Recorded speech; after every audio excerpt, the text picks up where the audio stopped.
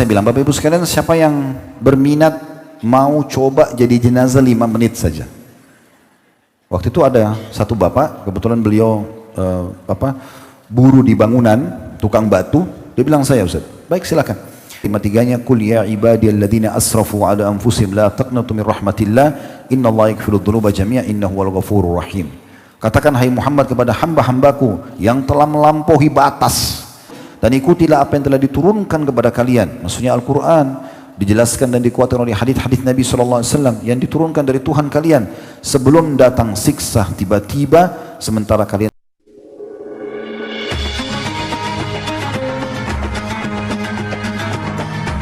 yang subscribe, semoga hidup kaya raya, mati masuk surga. Begitu juga dengan neraka, jangan anggap remeh. Nggak apa-apalah, masuk neraka dulu. Apalagi kadang-kadang pernah saya dengar gitu orang muslim bilang, orang muslim kan juga tetap masuk surga. Iya, tapi kalau anda disiksa sehari saja di neraka itu, Allah berfirman, Yawma inda rabbika ka'alfi sanati mimma ta'uddun. Satu hari di sisi Tuhanmu sama dengan 1000 tahun waktu kalian. Jadi kalau satu hari waktu akhirat 1000 tahun disiksa, nggak usah bicara disiksa 1000 tahun, Bapak Ibu sekalian, hitungan detik. Kalau korek gas kecil udah kita bakar jempol kita ini, 1 detik, 2 detik aja, panasnya luar biasa. 1 menit bisa matang tangan kita, bisa harus operasi, gitu kan? Ini baru korek itu. Bagaimana kalau seluruh tubuh kita ini kena dengan api? Dan api neraka itu 69 kali lipat lebih panas daripada api dunia. Makanya Nabi SAW mengatakan, sesungguhnya Allah menciptakan api neraka itu sampai 70 kali lipat. Satunya diturunkan di dunia yang kita pakai itu api terpanas bagi kita. Maka nanti di akhirat bisa berlipat-lipat ganda. Jadi harus hati-hati sekali. Penyesalan atas amal-amal soleh teman-teman sekalian, itu kalau kita pernah melakukan, meninggalkan lalu kita menyesal, lalu kita perbaiki, itu adalah satu kebaikan. Tetapi yang lebih baik lagi kalau kita berusaha tanamkan penyesalan yang baru kami sampaikan tadi sebelum terjadi, supaya anda tidak akan pernah menyia-nyiakan amal soleh ke depan. Dan juga Allah Subhanahu wa taala mengingatkan penyesalan ini dalam surah Al-Fajr, surah nomor 89 ayat 24. Al-Fajr, surah nomor 89 ayat 24. Yaqulu ya laitani qaddamtu li hayati. Maka nanti akan ada orang-orang yang mengatakan pada hari kiamat, alangkah baiknya andaikan dahulu aku mengerjakan amal soleh semasa hidupku. Nanti akan ada orang menyesal begitu. Coba dulu saya sholat berjamaah di masjid ya. Coba dulu saya hadiri majlis ilmu yang diundang ya. Coba dulu saya lengkapkan puasa Ramadan saya ya. Coba dulu saya puasa sunnah ya. Coba dulu saya bakti orang tua saya. Coba dulu. Tapi sudah nggak ada gunanya. Penyesalan terakhir. Nggak bisa diperbaikin. Ini Allah sudah bocorkan buat kita Bapak Ibu sekalian. Anda sudah dengar dari lisan kami. Ya laitani qaddamtu li hayati. Aduhai, coba dulu, kata Allah. Orang-orang ini akan mengucapkan di hari kiamat kalau dirayakan amal soleh. Coba dulu saya isi semasa hidupku semuanya ibadah. Dalam sebuah athar disebutkan, ada seorang ibu di masa Nabi Nuh alaihissalam meninggal anaknya. Anaknya meninggal umur 60 tahun. 60 tahun. 60 tahun bagi kita sudah lumayan tua, gitu kan? 60 tahun. Waktu itu umur mereka ratusan tahun. Nabi Nuh alaihissalam aja berdakwah di kaumnya 950 tahun. Ibu itu nangis-nangis. Anak saya kesihan, meninggal masih kecil. Karena 60 tahun bagi mereka masih kecil. Umurnya 700-800 tahun. Kata Nabi Nuh alaihissalam, wahai ibu, jangan kau sesali umur anakmu yang meninggal. Karena akan datang nanti umat di akhir zaman kita ini ya, yang umur tertua mereka seperti umur anakmu ini. Kayak kita sekarang, kita anggap 60 tahun sudah tua. Di masa dulu masih anak-anak itu. Maka kata ibu itu apa? Wahai Nabi Allah, andai saja saya hidup di masa itu dan saya hanya dikasih 60 tahun, saya gunakan semuanya untuk sujud kepada Allah. Dan memang ini orang-orang harus memahami, menyadari masalah ini ya. Bagaimana pentingnya dia segera kembali kepada tujuan dasar diciptakan. Wa ma khalaqtul jinna wal insa illa liya'budun, kata Allah. Aku tidak ciptakan jin dan manusia kecuali memang untuk mengabdi kepadaku. Memang kita diciptakan Bapak Ibu sekalian, kalau anda tanya saya untuk apa saya hidup di sini Ustaz? Memang untuk begini, memang untuk mendengari majelis ilmu, memang untuk sholat, memang untuk zikir, untuk puasa, baca Quran, memang untuk itu. Gak ada tujuan lain.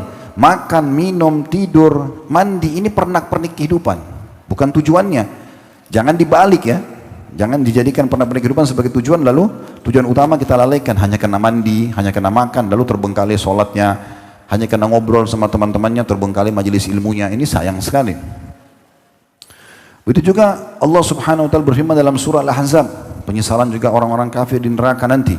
Surah nomor 33 ayat 66. Yauma tuqallabu wujuhum fin nari yaquluna ya laitana ata'na Allah wa ata'na ar-rasul. Pada hari wajah atau muka mereka dibolak-balikkan, dipanggang di api neraka. Ini firman Allah. Anda bisa lihat surah Al-Ahzab ayat 66. Mereka selaya berkata waktu dibakar, dibolak-balik di neraka itu, alangkah baiknya jika dulu selama di dunia kami taat kepada Allah dan taat kepada Rasul. Begitu juga disebutkan di dalam surah Al-Haqqah tentang penyesalan ini. Surah nomor 69 ayat 25 sampai 29. Al-Haqqah surah nomor 69 ayat 25 sampai 29. Wa amma man utiya kitabahu bishimalihi fayaqulu ya laitani lam uta kitabiyah. Adapun orang-orang yang akan diberikan kitab amalnya dengan tangan kirinya atau di tangan kirinya, maka dia berkata, alangkah baiknya jika kitabku ini tidak diberikan kepadaku. Karena nanti hari kiamat Bapak Ibu sekalian kita dibangkitkan di mahsyar, dan ini pasti terjadi. Makanya kita selalu baca dalam Al-Fatihah, Malik Yaumiddin, Raja penguasa hari kebangkitan, pembalasan hari kiamat itu akan ada. Rukun iman kita yang kelima, iman kepada hari kiamat, salah satunya hari kebangkitan. Nanti di hari kiamat itu, mau nggak mau, buku amal kita akan datang ke sisi kita. Kalau kita ahli surga, akan datang ke sisi kanan. Kalau kita ahli neraka, akan datang ke sisi kiri. Kita nggak bisa nolak.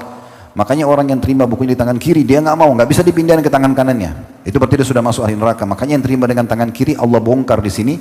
Dalam surah Al-Haqqah ayat 25, adapun orang-orang yang diberikan bukunya dengan pada tangan kirinya, mereka mengatakan, aduh baiknya kalau buku ini belum diberikan kepadaku. Ayat 26-nya, walam adri ma hisabiyah, dan aku tidak tahu hisabku. Kemudian ayat 27-nya, ya laitaha kanatil qadiyah, duhai andai saja kematian yang memisahkan dari kehidupan dunia itu menyelesaikan semuanya. Gak ada kebangkitan, gak ada hisab, gak ada juga hari, gak ada surga dan neraka gitu. Ayat 28-nya, ma agna anni maliyah, hartaku sama sekali tidak bermanfaat dan bisa menolongku. Ayat 29-nya, halaka anni sultaniyah, dan telah hilang semua kerajaanku. Juga firman Allah Subhanahu wa taala, dan ini teman-teman sekalian ambil pelajaran, karena ayat ini, dua ayat dalam surah Al-Furqan ayat 28 dan 29 ini turun subhanallah di masa orang yang Allah singgung di ayat ini masih hidup. Turun kepada Uqbah bin Abi Mu'aid. Kalau anda belum kenal nama ini, nggak ada salahnya anda tahu namanya walaupun dia ahli neraka. Uqbah bin Abi Mu'aid ini teman-teman adalah sahabat dekatnya Nabi Muhammad SAW di Mekah. Kenalan baik sama Nabi. Dalam satu riwayat dikatakan sebab turunnya surah Al-Furqan ayat 28 sampai 29. Waktu itu dia mengundang Nabi Muhammad SAW makan di rumahnya. Waktu diundang makan di rumahnya, Nabi SAW berharap supaya Uqbah masuk Islam. Karena kalau Uqbah masuk Islam, maka dia tokoh Mekah. Banyak orang-orang sukunya akan ikut gitu. Maka pada saat itu kata Nabi SAW, wahai Uqbah, saya tidak mau makan sampai kau masuk Islam. Maka Uqbah pun akhirnya syahadat. Maka Nabi SAW makan. Tersebarlah berita pada saat itu di Mekah, kalau Uqbah masuk Islam. Ada partner bisnisnya, ya, Ubay bin Khalaf. Ya. Orang ini tokoh Mekah juga, tapi benci sekali dengan Islam. Dia datang kepada Uqbah, lalu dia mengatakan, wahai Uqbah, apa kau telah meninggalkan agama nenek moyangmu dan beriman pada Tuhannya Muhammad? Maka kata Uqbah, dia bertamu di rumahku dan dia tidak mau makan makanan sampai saya masuk Islam, maka saya masuk Islam. Maka kata Ubay, kalau gitu tinggalkan dia, tinggalkan agamanya. Kalau tidak, putus semua persahabatan kita, putus semua bisnis kita. Investasi saya tarik semuanya. Nggak ada lagi bisnis dengan kamu. Tidak cukup sampai situ, hai Uqbah. Kau harus pergi dekat Ka'bah, nyatakan itu di depan Quraisy dan depan Muhammad dan ludahi mukanya Muhammad. Yang terjadi Uqbah bin Abi Mu'aid lakukan itu teman-teman sekalian.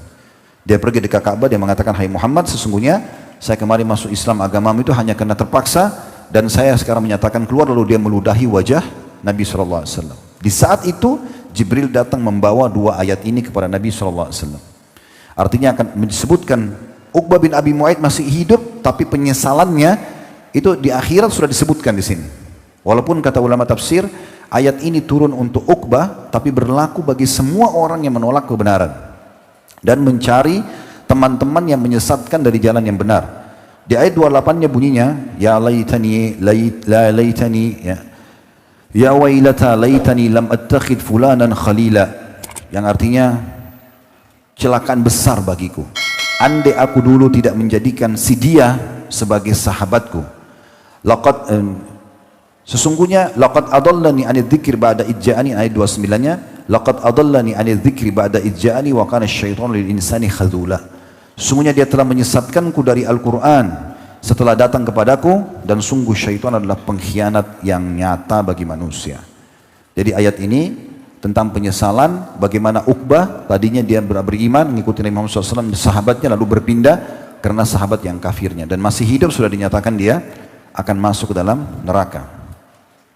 Begitu juga dalam surah Al-An'am, surah nomor 6 ayat 27, Allah menyebutkan penyesalan yang lain. Ya laitana nuraddu wa la nukadziba bi ayati rabbina wa nakuna minal mu'minin. Andai kami diberikan kesempatan kembali ke dunia dan tidak mendustakan ayat-ayat Tuhan kami, serta kami menjadi orang-orang yang beriman. Teman-teman sekalian, ada tanda-tanda Allah Subhanahu wa taala berikan kepada kita kalau hidup kita akan berakhir. Banyak sekali ya, banyak sekali. Allah berfirman, dulu saya bacakan dalam surah Fatir, surah nomor 35 ayat 37. Ini ayat dahsyat sekali mengingatkan kepada kita, sudah banyak tanda-tanda dalam diri kita kalau ajal akan datang. Maka semua orang harus punya persiapan. Surah Fatir, surah nomor 35 ayat 37. Awalam nu'ammirkum ma yatadzakkaru fihi man tadzakkara wa ja'akumun nadhir fadhuku fama lidh-dhalimina min nasir. Bukankah kami telah memanjangkan umur kalian atau umurmu di waktu yang sudah cukup, dan telah datang kepadamu an-nadhir, peringatan-peringatan tentang akan datang ajalmu itu, maka rasakanlah, karena orang-orang zalim tidak akan mendapatkan pertolongan, tidak akan mendapatkan pertolongan. Nah, teman-teman sekalian, ayat ini kata ulama tafsir, makna daripada an-nadhir, waqad ja'akumun nadhir, datang kepada kalian peringatan, maksudnya peringatan-peringatan yang menunjukkan kalian akan meninggal dunia. Banyak pendapat ulama tafsir. Yang pertama, yang paling umum ulama bilang demam. Siapa di antara kita yang belum pernah demam? Yang sudah pernah rasakan demam, berarti sudah ada tanda-tanda kematian dirinya. Makanya Nabi Muhammad SAW sebelum meninggal dunia, beliau demam. Ya, bahkan demamnya sangat tinggi. Dan beliau minta agar sahabat menyiramkan air ke tubuh beliau.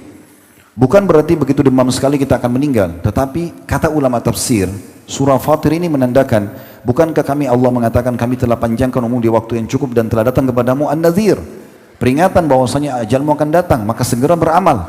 Pendapat pertama ulama adalah demam. Anda bisa cari nanti tafsir surah Fatir, surah 35 ayat 37. Anda akan lihat makna ini. Yang kedua, kata ulama adalah munculnya uban. Munculnya uban. Ya, itu menandakan tanda-tanda kematian. Bukan begitu keluar uban mati, kan gitu. Tetapi itu sudah peringatan, kan gitu. Makanya anak bayi, anak-anak itu kan belum ada ubannya. Tapi kalau sudah mulai 30 tahun ke atas sudah mulai ada muncul uban, nanti makin tambah, akhirnya bisa uban semua. Itu sudah tanda-tanda kematian. Artinya jangan tunggu mati baru nyesal. Itu menandakan. Ini ulama menafsirkan ini ya. Kemudian makna yang ketiga adalah adanya generasi yang datang sebagai pengganti. Bapak ibu punya anak. Dulu waktu kita lahir, tanda-tanda kematian orang tua kita. Karena kita akan tumbuh besar dan menggantikan mereka. Sekarang mereka meninggal orang tua kita. Anak-anak kita sudah ada. Berarti kita juga sudah dapat tanda-tanda kematian. Karena sudah ada generasi pengganti kita. Ini. Yang keempat, didahulunya kita meninggal oleh orang-orang yang terdekat. Tetangga kita, ya, kemudian kerabat, yang misalnya orang sekota kita, teman sekolah dulu, ya, mereka meninggal. Berarti menandakan kita juga meninggal. Ingat teman-teman, mati itu misterius. Jangan pernah berpikir saya mati nanti kalau saya masuk di ruangan ICU. Saya mau tanya, coba Anda jawab secara akal sehat Anda. Mana lebih banyak jumlahnya penghuni rumah sakit atau orang yang lula-lalang di depan rumah sakit? Hah? Yang lula-lalang.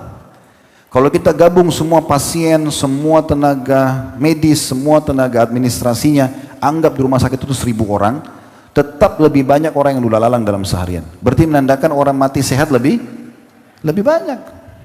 Jangan menghayal nanti saya sakit baru meninggal, tidak. Kan itu. Itu poin. Poin yang lain teman-teman sekalian, saya pernah lihat depan mata sendiri di kota Makassar, di kota yang Allah mudahkan kami lahir waktu itu. Kebetulan rumah ayah saya di pinggir jalan raya, subhanallah, di jalan protokol kota Makassar. Karena ibu kami, salah satu istri ayah kami itu dokter, maka beliau bangunkan buat rumah sakit. Cukup besar, lumayan klinik. Kita tidak ada rumah sakit, tapi klinik gitu ya. Nah, ada satu anak muda, saya lagi ada di teras waktu itu, di lantai 2 rumah, lagi ngeliat ke jalan, sore hari, habis asar. Saya lihat sendiri kejadiannya, subhanallah. Ada satu anak muda, pakai motor baru, kemudian di depan dia ada satu mobil truk, dan waktu itu tidak ada pemisah jalan, trotoar jalan cukup besar. Tapi mobil truk ini jalannya pelan.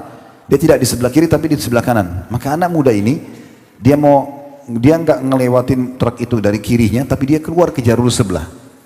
Tiba-tiba waktu dia keluar di sebelah, ada mobil cepat dari sana ditabrak. Jatuh, meninggal di tempat. Dibawa ke klinik kami. Saya lihat depan mata saya juga turun melihat. Dia gelepar sebentar terus meninggal dunia. Subhanallah, dibatangkan mobil pick up, diangkat lalu dibawa pulang. Lihat KTP-nya, alamatnya dibawa pulang. Saya waktu itu merenung dan saya selalu jadikan bahan ceramah. Pertanyaan sederhana Bapak Ibu sekalian, apakah anak muda ini tahu kalau dia akan tabrakan dan dia akan meninggal di situ? Kalau dia tahu dia nggak bakal keluar kan gitu? Ya nggak? Kalau kita tahu misalnya Bapak Ibu akan pergi ke pesantren Darus Sholihin ya, dan pas nanti dulu di majlis ruhnya dicabut, datang nggak? Jujur jawab. Nggak datang pasti. Tapi karena memang dirahasiakan, kita tidak tahu, kita nggak tahu kapan. Nah itu masalahnya. Berarti teman-teman, jangan pernah tunggu nanti vonisan dokter ya. Kalau seandainya ada dokter bicara gini kepada anda, maaf Bapak Ibu sekalian, penyakit yang anda hidap sekarang ini, yang ada pada anda ini, ya menurut medis tinggal 2 jam lagi. Habis itu sudah nggak bisa hidup, 2 jam lagi. Kira-kira kalau ada yang datang, Pak, Bu, itu tetangga gosipin anda masih mau balas? Oh enggak, udah biarin aja deh. Itu ada orang mau ambil uang, aduh biarin aja, saya 2 jam lagi mati nih. Kan gitu ya. Bahkan kalau perlu 2 jam itu ngobot apa nih? Ya maksimalin gitu ya. Sebenarnya teman-teman kita nggak perlu tunggu vonisan medis begitu, karena tanpa divonis kita bisa mati setiap saat. Saya sekarang di tempat ini bukan mendoakan diri saya, berapa banyak orang lagi ngomong, malaikat maut datang, cabut ruhnya hitungan detik, cabut ruhnya jatuh. Orang cuma mengenang, oh Khalid Basalamah pernah ceramah, selesai. Dan anda tahu berapa lama anda dikenang? Sebulan, 2 bulan, anggap 1 generasi lah, atau 2 generasi. Setelah itu anda hilang dari sejarah. Saya mau tanya sini jujur, ada yang tahu kisah kakek-kakeknya? Nah? Atau ayah kakeknya? Bahkan kadang-kadang kakek saja kita tidak tahu ya. Berarti generasi 2, 3 itu sudah dilupain orang. Kecuali anda punya jasa besar, anda seorang ulama nulis buku, masih bisa dipelajari, mungkin ada manfaatnya gitu ya. Ada yang anda tinggalkan masjid, amal sedekah jariah, mungkin orang masih sholat. Tapi kalau tidak ada yang anda tinggalkan, apa yang mau dikenang? Sebanyak apapun jabatan kita, pangkat kita, semua akan jadi kenangan. Orang cuma bilang kalau kita meninggal, oh itu sepatunya dia, oh itu mobil dia, oh itu rumah dia, oh pernah dia menjabat ini, selesai. Dan dia akan diminta pertanggungjawaban semua pada hari kiamat. Maka teman-teman selamatkan diri sendiri masing-masing ini sebelum datang hari penyesalan itu. Ya, kita harus betul-betul sadar bahwasanya akan bahaya sekali kalau kita tidak mau menyadari ini. Ini peringatan-peringatan. Waqad ja'akumun nadhir. Dan masih banyak pendapat-pendapat ulama yang lain yang berhubungan dengan masalah ini. Oleh karena itu teman-teman sekalian hati-hati sekali. Sebagai penutup mungkin saya ingin mengangkat perkataan seorang syair dan beberapa ayat Al-Quran yang kita jadikan sebagai pegangan kita agar kita lebih engah lagi dan lebih sadar lagi dalam beramal saleh. Walaupun syair ini sebenarnya ditulis oleh penulis berhubungan dengan masalah Ramadan, tetapi kita bisa jadikan pelajaran kita. Dikatakan begini, ya dzalladzi ma qafahu dzunubu fi rajabin. Wahai orang-orang yang belum puas berbuat dosa dan pelanggaran di bulan Rajab. Hatta asa rabbahu fi syahri sya'bani. Kemudian dia pun melanjutkan lagi dosa-dosa pada Tuhannya di bulan Sya'ban. Laqad adallaka syahrus shaumi ba'dahuma. Telah datang setelah keduanya Rajab dan Sya'ban bulan puasa. Katakan begitu. Kemudian fala tusayyirhu aidan syahra isyani. Maka jangan pernah kau jadikan Ramadan itu juga sebagai bulan pelanggaran. Walaupun syair ini buat Ramadan, tapi sebenarnya kita bisa tarik ke bulan-bulan yang lain. Kayak kita sekarang berada di Muharram. Kita sudah lewati Zulhijjah Bapak Ibu sekalian. Mungkin kemarin masih banyak kekurangan amal soleh, itu ada dosa kita. Sekarang masuk bulan Muharram, jangan lagi mulai dengan pelanggaran-pelanggaran. Ya. Ingat ya Bapak Ibu sekalian, sifat Allah Ar-Rahmanur Rahim. Allah Maha Pengasih Maha Penyayang bagi orang yang patuh, bagi orang yang beriman. Kalau orang yang membangkang sifat Allah yang lain, yaitu Syadidul Iqab, Allah maha berat siksanya. Nggak tepat kalau anda maksiat membangkang, anda bilang Allah Rahmanur Rahim. Nggak tepat. Yang tepat itu anda harus sadar Allah itu syadidul iqab. Ya, siksaannya itu alim, syadid, menyakitkan. Anda bisa berbohong sekali, Allah jatuhkan anda 1 tahun. Berat siksaan Allah itu. Anda bisa zina sekali, Allah siksa anda sumpah sedih 2 tahun. Bisa begitu. Allah berat siksanya. Dosa itu tidak akan pernah dibalas anda sesaat buat dosa lalu dibahas juga dengan sesaat hukuman, tidak. Bisa berlipat-lipat. Sebagaimana anda juga kalau amal soleh, Allah itu memberikan tanpa batas. Bisa anda jujur sekali, anda sholat malam sekali, anda dikasih kesehatan setahun. Bisa begitu. Jadi hati-hati dalam menempatkan seperti ini. Lalu dikatakan selanjutnya, watlul Qur'ana wasabbih fihi mujtahida. Bacalah Al-Quran, rutinkan itu. Dan bertasbihlah selalu. Fa innahu syahru tasbihin wa Qur'ani. Karena fa innahu syahru tasbihi wa Qur'ani. Sesungguhnya adalah bulan bertasbih dan juga Al-Quran. Kam kunta ta'rifu mimman sama salafa. Berapa banyak orang yang pernah kau tahu berpuasa pada tahun yang sebelumnya. Min baini ahlin wa jiranin wa ikhwani.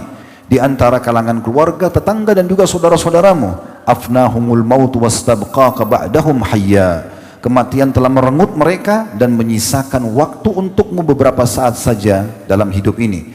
Fama aqrabul qadi minad dani. Fama aqrabul qasi minad dani. Alangkah dekatnya yang telah berlalu dengan yang hidup. Artinya, kalau mereka bisa meninggal, maka anda juga bisa meninggal. Saya pernah mengadakan pelatihan Bapak Ibu sekalian di beberapa tempat, namanya pelatihan kematian. Pernah juga acara tablik akbar seperti ini. Kurang lebih yang hadir, Masya Allah sebanyak ini juga gitu ya. Di kota Makassar waktu itu, saya bahas tentang masalah dahsyatnya kematian. Dengan berbagai macam dalil, setelah itu Bapak Ibu sekalian, saya minta panitia sebelum pengajian, tolong siapkan buat saya liang lahat. Liang lahat asli di sebelah masjid gali, ukurannya sama liang lahat normal. Tolong siapkan kain kafan utuh dengan semua perlengkapan jenazahnya. Tolong siapkan juga gerandahnya. Setelah selesai saya bicara tentang kematian dengan dalil, contoh-contohnya, bukti-buktinya secara dalil, secara wahyu, ya, dan juga secara ilmiah, fakta-fakta di lapangan. Maka saya bilang, Bapak Ibu sekalian, siapa yang berminat mau coba jadi jenazah 5 menit saja. Waktu itu ada satu bapak, kebetulan beliau buruh di bangunan, tukang batu. Dia bilang, saya Ustaz, baik silakan. Tapi tolong bapak kerjasama dengan saya. Di atas podium, di atas panggung itu saya taruh kain jenazahnya, kain kafannya sama perlengkapan jenazah. Saya minta ada panitia yang bantu saya dan ada gerandahnya. Nanti kalau bapak ikut pelatihan ini, tolong bapak ini tidur di atas kain kafan itu dan tutup matanya serta ikuti instruksi saya. Lupakan kalau anda sedang ada di masjid ini, anggap anda sudah meninggal dunia. Siap nggak? Siap. Baik. Naik bapak itu. Begitu dia baring, kemudian saya bilang panitia tolong bungkus dia dengan kain kafan, dibiarkan sisa bagian wajahnya saja. Begitu dibungkus Bapak Ibu sekalian, saya bilang anda sekarang sudah sedang dibungkus dengan kain kafan. Anda bahkan tidak bisa mengatur orang-orang yang membungkus tangannya. Saya tidak mau tangan saya taruh di dada, saya mau taruh di perut, nggak bisa. Apa yang mereka lakukan anda harus ikut. Dan bayangkan sekarang semua hiruk-pikuk di masjid ini, suara orang yang bicara. Kebetulan ada juga adiknya bapak ini yang ikut. Kebetulan murid saya kembar, adik kakak, dan itu masih SMA. Mereka, seingat saya sempat menangis waktu itu melihat kakaknya dibungkus dengan kain kafan gitu. Maka pada saat itu kakak ini menangis, adiknya pun menangis. Sementara bungkus kain kafan. Lalu saya bilang, Pak, coba bayangkan semua peluang ibadah yang anda pernah punya peluang tapi anda sia-siakan. Dengar azan, kesempatan ke masjid sholat, kesempatan puasa, kesempatan sedekah, baca Quran, bakti orang tua, apalah semuanya. Anda bayangkan semua, coba hadirkan di pikiran anda yang bisa Allah hadirkan dari amal soleh yang anda sia-siakan. Sekarang anda menyesal karena sebenarnya anda butuh dengan amal soleh itu. Sudah? Sekarang coba bapak bayangkan semua peluang dosa, pelanggaran. Zina, bohong, nipu, ganggu orang, gunjing, ya, gibah orang, fitnah orang yang anda tidak sia-siakan. Semua anda lakukan. Bayangkan, dan sekarang Allah akan hukum anda. Udah selesai, itu hitungan detik ya. Saya bilang sekarang bapak sudah renung itu, simpan di benaknya. Sekarang anda akan kami pikul. Diangkat sama panitia, bapak pasrahkan dirinya, insya Allah teman-teman ini aman mengangkat. Lalu diangkat di geranda jenazah, lalu kami pikul ke liang lahat di sebelah masjid. Sementara jalan saya masih pegang mic, lalu saya mengatakan, Pak, inilah detik-detik terakhir anda bersama kami. Maka Anda sudah tidak bisa kembali lagi, tidak bisa lagi beramal soleh yang Anda sia-siakan tadi, tidak sempat lagi bertobat dari dosa Anda, mungkin Allah akan hukum Anda, maka sebentar lagi kami akan antar Anda ke liang lahat dan Anda akan kami tinggalkan. Anda akan bertemu dengan malaikat Allah bungkar nakir, akan menanyakan kepada Anda, kalau Anda berhasil jawab, karena Anda beriman dan beramal soleh, Anda akan selamat selamanya. Kalau Anda tidak bisa jawab, Anda akan celaka. Lalu diturunkan di liang lahat, saya bilang, Bapak tolong pertahankan, jangan buka matanya. Begitu ditutup, diturun, saya suruh panitia tutup dengan kain. Lalu saya bilang, Pak tolong buka matanya. Inilah rumah Anda sekarang. 1 kali 2 meter liang lahat ini. Rumah Anda yang di dunia Anda banggakan 10 kali 10 meter, 20 kali 30, 40 kali 40, berapalah luasnya. Semua itu sudah selesai. Ini rumah Anda sekarang. Kurang lebih 4-5 menit ini pelatihannya. Lalu saya bilang, sekarang keluarkan, dikeluarkan. Waktu dia keluar, Bapak Ibu sekalian, dia sempoyongan Bapak itu. Dia sempoyongan lalu kembalikan ke masjid, lalu saya kasih mikrofon. Pak, tolong ceritakan pengalaman Bapak jadi jenazah 5 menit. Itu Bapak Ibu sekalian, dia pegang mic gini, hampir gemetar tangannya Bapak itu. Betul, dia gemetar di sini. Ustaz, saya tobat Ustaz, saya banyak meninggalkan sholat. Dia bicara ini seperti depannya tidak ada jemaah ribuan orang. Dia tutup mata, dia nangis-nangis, saya nyesal, saya begini, disebut semua kesalahan dia. Lalu saya bilang, baik Pak, sekarang Anda cuma ikut pelatihan jadi jenazah 5 menit. Tapi pastikan, dan hai jemaah semua Bapak Ibu sekalian, demi Allah satu waktu kita akan dibungkus seperti ini, tidak bisa kembali lagi. Mumpung sekarang cuma pelatihan, Anda segera kembali ke jalan Allah. Ada ibu-ibu yang coba waktu itu di lantai 2 masjid sampai pingsan Bapak Ibu sekalian. Ini bukan menakut-nakuti, tetapi pernah ada di antara ulama salaf melakukan ini teman-teman sekalian. Beliau menggali liang lahat di belakang rumahnya dan beliau masuk ke dalamnya. Lalu beliau membaca surah Al-Mu'minun tadi yang pertama kita baca, gitu kan? Lalu dia mengatakan, dia mengingatkan dirinya, bagaimana nanti kau di hadapan Allah. Sebelum tidur malam hari dia masuk beberapa menit di liang lahat yang dia buat untuk membuat supaya dia tidak pernah meninggalkan ibadahnya. Memang itu penting. Salah satu yang paling menggugah hati kita adalah biasanya kita lihat kuburan, lihat gundukan tanah itu di bawah, itu ada orang mungkin lebih tampan, lebih cantik, lebih pintar, lebih kaya dari kita, dan mereka sudah jadi jenazah. Kita pun akan begitu. Tidak ada orang yang bisa lolos dari kematian. Kalau datang ajalnya, pasti dia akan meninggal dunia. Oleh karena itu kita tutup teman-teman sekalian, renungi firman Allah Subhanahu wa taala. Allah menyuruh kita segera, tidak menunda. Dalam surah Az-Zariyat, surah nomor 51 ayat 50, fafirru ilallah. Segeralah kalian. Orang Arab itu kalau mau lari secepat mungkin menyelamatkan diri, bahasa Arabnya farra yafirru. Ya, kalau bahasa Arab lari banyak, jara yajri dan seterusnya, tapi far ini berbeda. Makanya dikatakan juga orang kalau lari dari medan perang, firar minaz zahf, karena dia lari dengan sangat cepat dan ketakutan. Allah bilang itu, fafirru ilallah. Segera lari, selamatkan diri kalian ke Allah. Kalau selama ini sudah beramal saleh, jaga, tingkatkan kualitasnya dan kuantitas jumlah kalau bisa ditambah. Kalau Anda dalam maksiat, kelalaian segera tinggalkan. Tidak ada yang bisa menyelamatkan kecuali diri Anda sendiri. Kami, para da'i, teman-teman kita, ustadz-ustadz, para kiai, hanya bisa berteriak-teriak seperti ini di mikrofon Bapak Ibu sekalian. Semua keputusan di tangan Anda. Sayang sekali kalau pengajian begini bubar, oh tadi bagus ya materinya, oh tadi rame ya. Gak ada manfaatnya itu. Manfaatnya bisa tertanam gak dalam hati dan pikiran Anda membawa pada perubahan. Kalau ada efek itu, berarti keberkahan yang dapatkan dari majelis ilmu. Karena majelis ilmu memang tujuannya untuk membuat perubahan pada seseorang. Itu normal. Kalau Anda pulang, Anda mulai berubah lebih baik, itu normal. Itu sangat baik. Maka Allah mengatakan fafirru ilallah. Juga bagi orang-orang yang banyak melakukan dosa, misalnya mengatakan, saya sudah banyak buat dosa Ustaz. Ya. Apakah Allah masih ampuni dosa saya? Ayat yang paling mulia berhubungan dengan para pelaku dosa dan bagaimana rahmat Allah turun pada mereka adalah surah Az-Zumar. Ini ayat yang paling luar biasa. Dengan turunnya ayat ini, harusnya semua orang beriman itu merasa tentram. Tapi tentramnya adalah kalau ada kesalahan dia masih bisa dimaafkan. Bukan dia tunggangi untuk melakukan dosa, karena bisa saja dia meninggal sebelum taubat. Allah berfirman dimulai dari ayat 53 sampai 61. Kita tutup dengan ini teman-teman sekalian. Allah berfirman di ayat 53-nya, "Qul ya ibadiyalladzina asrafu ala anfusihim la taqnatu min rahmatillah, innallaha yaghfiru dzunuba jami'a innahu wal ghafurur rahim." Katakan hai Muhammad kepada hamba-hambaku yang telah melampaui batas, sudah terlalu banyak dosanya, terlalu banyak kelalaiannya, malas ibadahnya, ya. Maka jangan pernah putus asa dari rahmat Allah, karena Allah akan mengampuni dosa-dosa semuanya. Dia adalah zat yang maha pengampun dan maha pengasih. Tidak ada kata terlambat. Selama anda masih hidup, masih bisa. Ayat 54-nya, wa anibu ila rabbikum wa aslimu lah. Segera kembali ke Tuhan kalian, tunduklah pada Tuhan kalian, serahkan diri kalian kepada Tuhan kalian. Min qabli an ya'ti al-'adzabu thumma la tunsarun. Sebelum datang siksaan pada kalian, siksa kubur, siksa di mahsyar, siksa di neraka, lalu kalian tidak bisa ditolong lagi. Ayat 55-nya, wattabi'u ahsana ma unzila ilaikum min rabbikum min qabli an ya'tiyakumul 'adzabu baghtatan wa antum la tash'urun. Dan ikutilah apa yang telah diturunkan kepada kalian, maksudnya Al-Quran. Dijelaskan dan dikuatkan oleh hadis-hadis Nabi SAW yang diturunkan dari Tuhan kalian sebelum datang siksa tiba-tiba sementara kalian tidak menyadarinya. Gempa bumi, longsor, kematian yang tiba-tiba, penyakit yang membuat tidak bisa lagi beribadah, stroke, hilang akal, gila dan segala macam.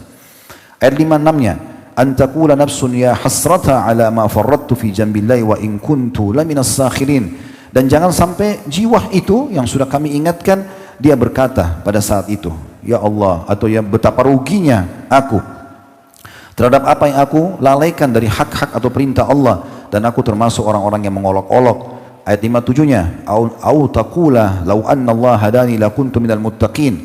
Atau dia berkata, kalau seandainya Allah berikan aku petunjuk, maka aku akan termasuk orang-orang yang bertakwa. 58-nya, au taqula hina taral adab law anna li karratan fa akuna minal muhsinin. Atau dia berkata pada saat sudah melihat siksa kubur atau neraka nanti, dia mengatakan, coba kalau seandainya aku masih punya peluang, maka aku termasuk orang yang berbuat kebaikan. Ayat 59-nya, bala qad ja'atka ayati bala qad ja'atka ayat fakadzdzabta biha wastakbarta wa kunta minal kafirin.